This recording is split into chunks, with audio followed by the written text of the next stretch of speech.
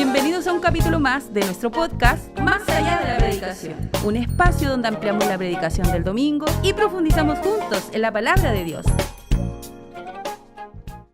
Queremos darle la más cordial bienvenida a un nuevo capítulo del podcast Más allá de la predicación, y en esta oportunidad tenemos un invitado especial, David Flynn, ¿sí? ¡Aplauso, producción!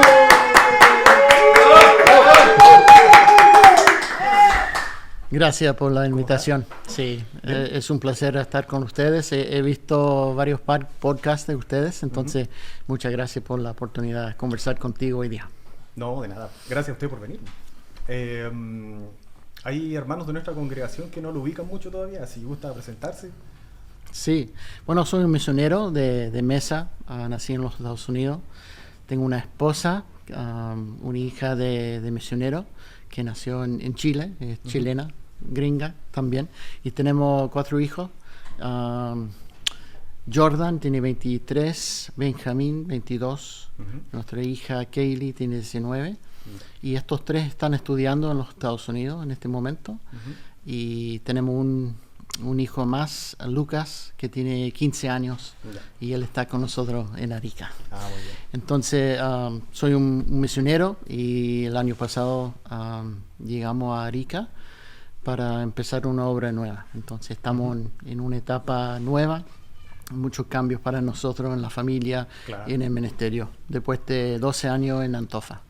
12 años y después de Arica. Sí, sí. ¿Algo que quiera compartirnos de la congregación de Arica? Sí, ha sido un gran cambio de ritmo. Creo que Arica es un poco más tranquila como ciudad. Antofa tiene mucho negocio, estrés, movimiento. La minería. Tal cual.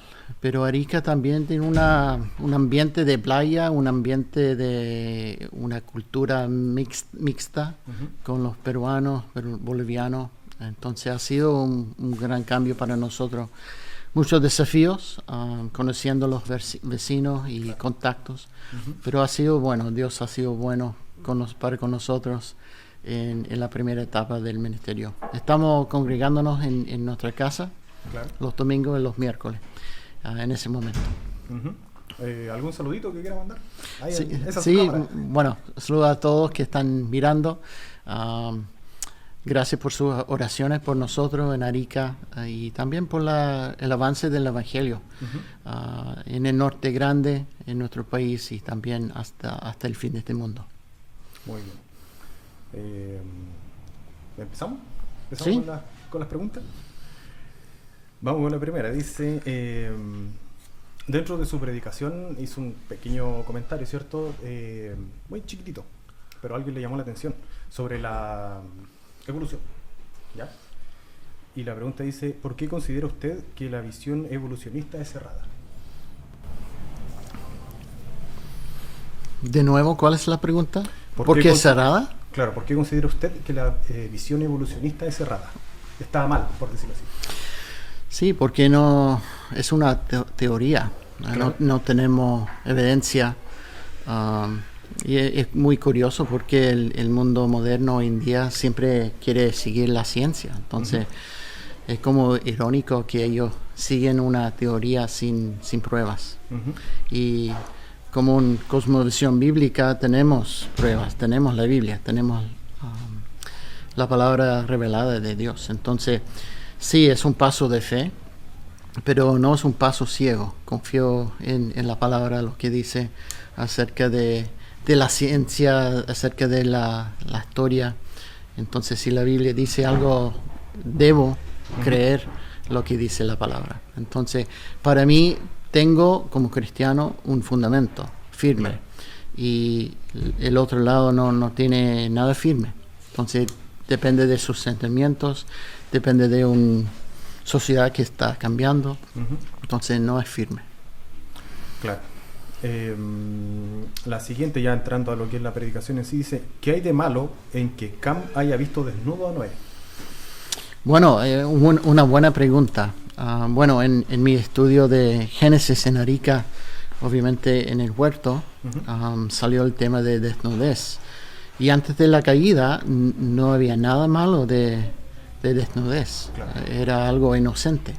Pero cuando cuando el pecado entró, esto cambió. Y el texto dice en Génesis 3 acerca de Adán y Eva se dieron cuenta de su desnudez y trataron a cubrir su vergüenza. Y también trataron a huir de la presencia de Dios, que es imposible hacerlo. Entonces, armando este argumento acerca de la desnudez hoy en día, todo empieza con Génesis 1 y 2 y 3. Y por el tema del pecado, obviamente hoy en día la desnudez es algo vergonzoso, por el tema de Génesis, y por eso deberíamos cubrir nuestros cuerpos en modestia para glorificar al Señor y no para lucirnos o llamar la atención a otros. Entonces, es un buen tema a estudiar en toda la Biblia acerca de la modestia, porque, y esto suena muy chocante en el mundo de hoy, con las modas y ropa, y bueno, yo vivo en el norte, en un ambiente de playa, entonces es muy chocante a un cristiano, pero yo entiendo por qué ellos hacen esto. Sin Cristo no hay fundamento, pero todo empieza con Génesis. Por eso es súper importante estudiar quién es Dios, lo que Él quiere. Entonces, si Él es mi creador, debo seguirle con sus mandamientos o con su ejemplo. Claro. La siguiente dice: ¿por qué necesitamos detalles de desnudez para explicar profecías? Porque Dios podría decir otra historia. ¿Por qué necesitamos desnudez? Claro, para explicar profecías, es decir, el detalle es en sí de la desnudez. ¿Por qué necesitamos ese detalle en particular para poder explicarla? No tengo idea. Aparece ahí solamente. Sí, es muy curioso el relato de Noé y su desnudez en su carpa. Y cuando estuve leyendo y estudiando el texto, es como, Dios, ¿por qué está este relato en Génesis? Y bueno, el texto no nos dice mucho acerca del por qué, pero confío en el Señor y su plan soberano para entregar lo que necesitamos en la palabra. Pero a través de lo que pasó en la tienda, salió la bendición y la maldición. Entonces, ¿por qué? Para llevarnos a entender acerca de los hijos de Noé y su linaje, y también las consecuencias del pecado, y también las consecuencias o las implicaciones de la bendición de Dios hacia semejante de la mujer, que empezó en Génesis 3:15. Claro. Bueno, hablando de las implicaciones, la pregunta que sigue dice: ¿cuáles son o fueron las implicaciones de que Dios no escogiera a los primogénitos? Tenía una línea, ¿cierto?, dentro de su predicación, y se veía un patrón de que Dios efectivamente no escogía a los primeros. Sí, también es muy curioso ese tema, ese patrón, porque según la cultura, el primogénito fue algo súper importante. Claro. Entonces, creo que fue en contra del corriente o la cultura, pero no sé por qué Dios hizo esto. Quizá para llevarnos a entender que Él quiere la gloria y no los humanos. Y también el principio bíblico, quizá para nosotros hoy en día en el siglo XXI, que Dios quiere usar instrumentos inútiles para su gloria, porque Él va a recibir la gloria. Más que eso no tengo más detalles acerca del por qué.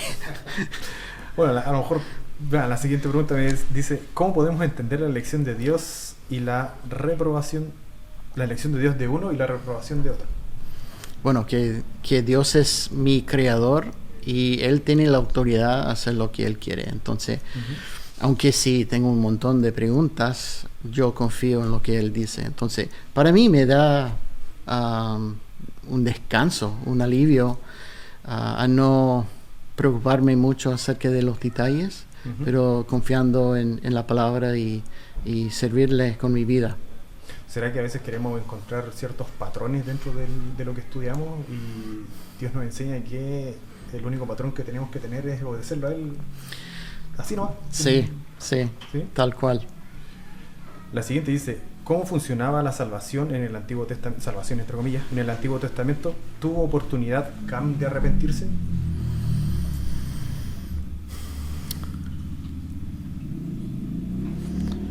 Bueno, creo que sí, pero también dentro de la soberanía de Dios, Dios tenía un plan para llevar a cabo a través de su Hijo, el Mesías, a través del linaje de David, Abraham y Sem.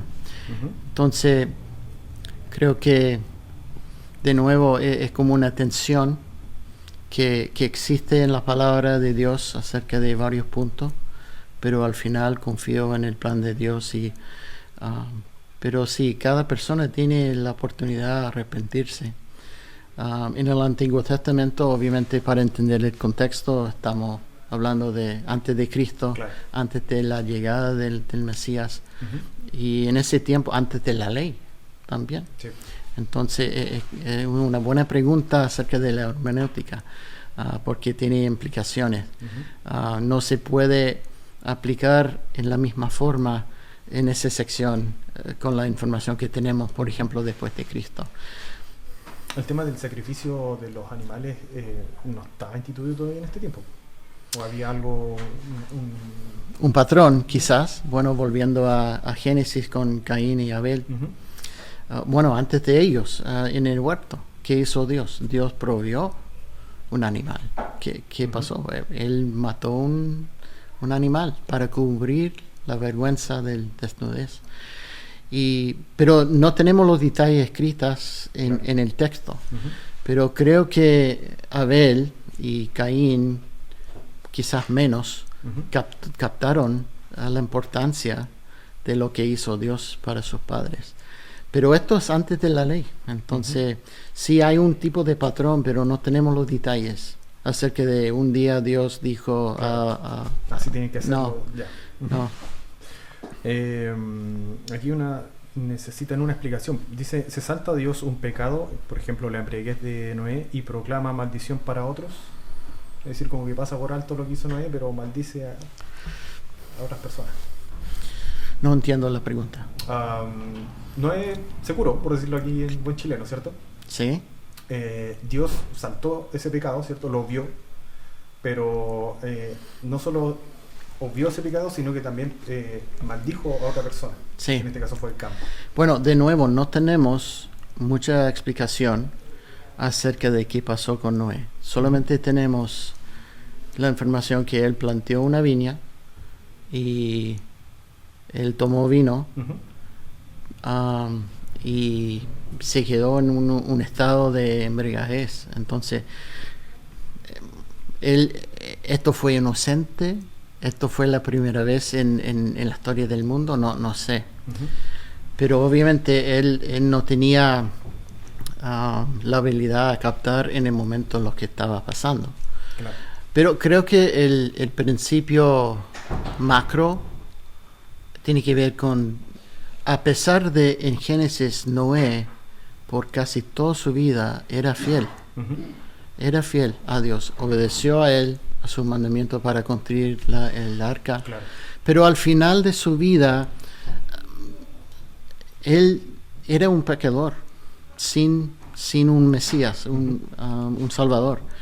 Entonces creo que es mi opinión, que Dios está tratando de ayudarnos a través de su palabra, a través de este relato, que a pesar de la fidelidad de Noé por muchos años, al final él necesitaba ayuda.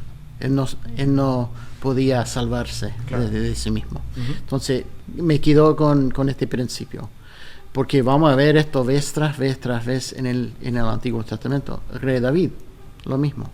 Sí, fue fiel, fue un ejemplo, pero también pecó. También era un pecador, claro. Y un pecado no menor. Entonces creo que en el Antiguo Testamento nos lleva a pensar y meditar en los atributos de Dios, en su misericordia, en su soberanía, en su plan de redención para llevarnos a Cristo. ¿Cómo funcionaba la maldición en el Antiguo Testamento? buena pregunta. Yo sé quién fue, yo sé quién Sí. fue. Buena pregunta. ¿Sabe que estoy leyendo el Pentateuco estos años y tratando de profundizarme más y más y es como no sé nada. Entonces estoy en este proceso. En el Antiguo Testamento hay varias ocasiones acerca de maldiciones y bendiciones. Por ejemplo, en el mismo Génesis al final, cuando el padre de José hizo un tipo de bendición a todos sus hijos, al final, capítulo 48, 49. Creo que dentro de la cultura fue una forma a bendecir, a animar, pero la maldición no sé cómo funcionaba. Obviamente Dios estaba obrando en todo eso a través de su carácter. Y si Dios es la verdad y Él no mienta, entonces Él va a cumplir su palabra y a través de los instrumentos, los humanos también. Entonces, en ese momento esto es mi respuesta, aunque es una buena pregunta. ¿Cuál es la base o el sustento? Perdón, dentro de su predicación de las diapositivas, ¿cierto? Usted presentó varias veces un mapa con la repartición de Sem, Cam y Jafet de los pueblos, ¿cierto? Sí. ¿Cuál sería la base o el sustento histórico, si quiere, de este mapa en sí? Sí, de hecho en mi Biblia acá tengo ese mapa y según obviamente estudios tenemos pruebas acerca del linaje de los tres hasta el día de hoy. Entonces creo que es comprobado a través de la historia, a través de evidencia y pruebas que ellos encontraron acerca del linaje y también algunos dicen que los colores de las personas, Cam, Sem y Jafet, eran hermanos, pero también tenían una apariencia un poco distinta. Tiene que ver con la genes y está bien, no es algo extraño. Esto pasa hoy en día, hasta el día de hoy, aunque hay muchos más cambios después de tantos años, después de la caída. Porque una parte del mapa me di cuenta yo que, por ejemplo, Sudamérica, sur de Chile, sur de Argentina, si no me equivoco, eran descendientes de Sem. Sí, creo que sí. En el conito sí. de la parte sur, claro. Yo podría, estoy inventando, pensar de que, por ejemplo, el pueblo mapuche serían descendientes de Sem. Puede ser, sí. De nuevo, es una mapa que usé para compartir el punto en general acerca de que Dios hizo esto como un milagro, confundió los idiomas para cumplir con su propósito, para sí. Acerca de cuándo y en qué tiempo, esto es otra conversación para la historia del mundo, pero es muy interesante. Pero el principio, en el macro, empieza acá, en Génesis. Y esto nos ayuda a tener una conversación con otros acerca de este proceso. ¿Por qué la Torre de Babel fue un intento de luchar contra la autoridad de Dios? Porque hay gente que podría pensar, un grupo de personas solamente están construyendo, obviamente sale ahí que llegue hasta el cielo, pero darle la connotación de luchar contra la autoridad de Dios, ese es el punto de la pregunta. Sí, bueno, de nuevo, el contexto de Génesis 1 a 11, tenemos varios textos después de la caída, en 3, acerca de aumento del pecado. Por ejemplo, en capítulo 6, dice en versículo 5, y vio Jehová que la maldad de los hombres era mucho en la tierra, y que todo diseño de los pensamientos del corazón de ellos era de continuo solamente del mal. Y después de esto tenemos la historia de Lamec y su maldad y su actitud en contra Dios y su plan.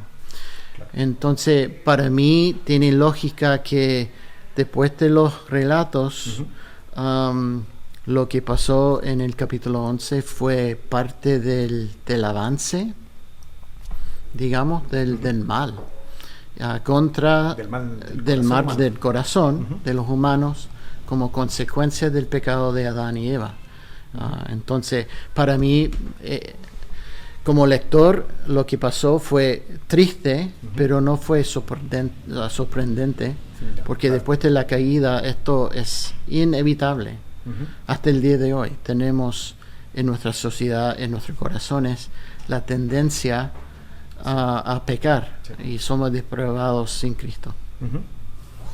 El mandato de llenar la tierra no fue dado solamente a Adán. No. De hecho, en Génesis van a leer esto vez tras vez. A Noé, por ejemplo, después del diluvio. Esto fue el mandato de nuevo después de destrucción. Entonces, no fue dado a Adán solamente.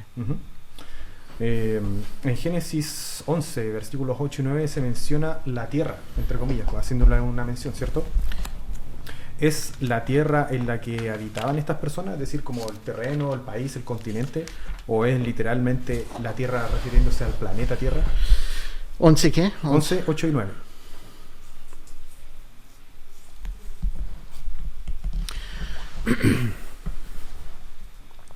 Bueno, hoy en día sabemos que existe una planeta. Claro.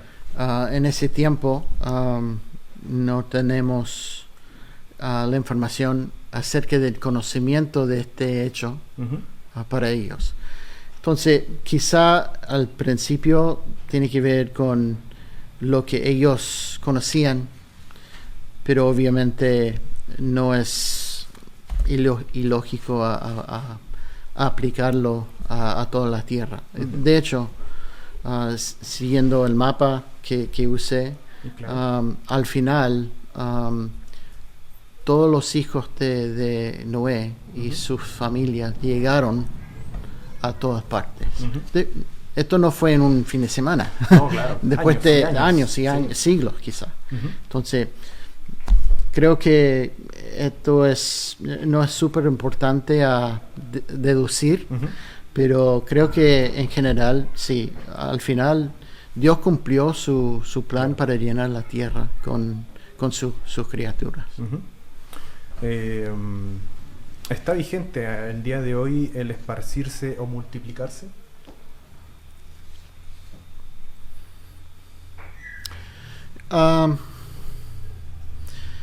Creo que sí, pero quizá con otra perspectiva. Creo que el plan de Dios para la sociedad tiene su base en lo que Él estableció, la familia, Claro. el matrimonio y la familia. Es cierto que algunos no pueden tener hijos. Entonces, la pregunta, ¿están en pecado? Creo que no. Dios es soberano, pero creo que hoy en día en Cristo, para el avance del Evangelio,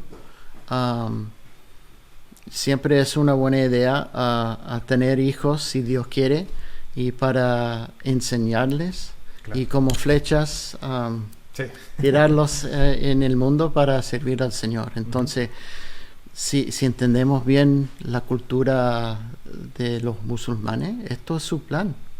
Esto es un plan de no 2 años. Ellos tienen muchos hijos, entonces ellos tienen un plan de largo plazo.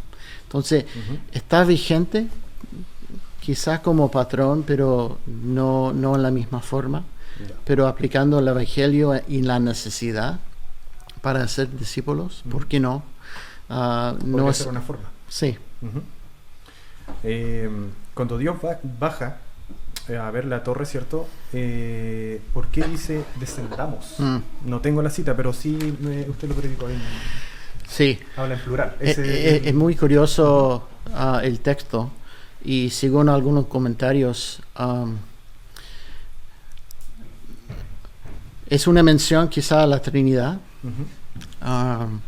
acerca de Dios, el Padre, y el Hijo y el Espíritu Santo, pero también fue quizá para enfatizar que fue imposible para los humanos alcanzar a Dios. Entonces ellos pensaron que ellos podían alcanzar a Dios, Claro. al cielo. Y Dios dijo, ¿sabe qué? Voy a descender a ustedes. Entonces es muy curioso la frase. La conclusión que he sacado es Dios es soberano y tiene el control de todo, y nadie puede alcanzar su gloria o su ser, sus atributos en esa forma. Y creo que a través del Espíritu Santo y usando Moisés, escribió eso para como ser una burla quizá a los de Babel. O sea, ustedes piensan que ustedes van a alcanzarme, pero no, voy a descender a ustedes. Con el tema de la pluralidad que dice descendamos, me salta una duda con respecto al autor, ¿cierto? Porque entiendo que él tenía una visión más de un único Dios y no de un Dios trino, ¿cierto? Es probable que también haya estado hablando de, no sé si estoy bien en lo que estoy diciendo, pero dioses, entre comillas, ¿sí? Dios y su grupo de espíritus con los cuales iba a bajar a hacer lo que iba a hacer. Bueno, pensando en lo macro para responderte, Dios usó a Moisés a escribir Génesis. Su propósito era para animar los israelitas en el desierto. Tenemos otro versículo en el 1 también acerca de la pluralidad de Dios, la Trinidad. La pregunta es, ¿Moisés captó totalmente eso? No sé. Ya. Pero a través de la inspiración y con un propósito divino, obviamente Dios animó a Moisés a escribir eso. También para animarnos hoy en día, según Romanos 15, lo que mencioné en el sermón acerca de todo lo que ellos escribieron, era para animarnos a tener esperanza y saber de Dios y su carácter. Pero acerca del conocimiento de Moisés, acerca de estos detalles, de nuevo, no tengo los detalles. No hay más datos. Yo sigo con mi lista de preguntas cuando llego al cielo. Después tienen que mandarlas para acá, nosotros las analizamos aquí con el pastor Eloy. La última, pastor, dice, ¿estuvo bien visto por parte de Dios que Noé haya maldecido a Cam? ¿Fue mal visto de Dios? Claro, si es que Dios vio de mala forma de que Noé haya maldecido a Cam. No, creo que fue parte de su plan. Dios usó Noé y sus hijos para llevar a cabo su plan de redención. De nuevo, los detalles no manejo, pero yo confío en el Señor a través de su palabra revelada.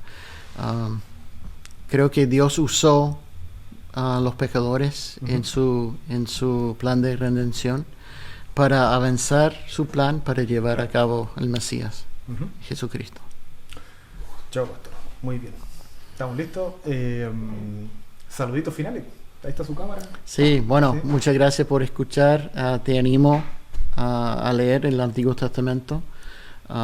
Es muy importante a captar conceptos bíblicos para ayudarnos a abrazar a full el Evangelio, Cristo y las implicaciones para nuestras vidas hoy en día en el siglo XXI.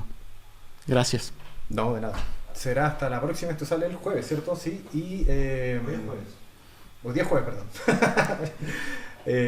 Comente, suscríbase, deje su like y todas esas cosas que dicen los youtubers ahí por ahí. Y será hasta la próxima. Gracias, pastor. Gracias.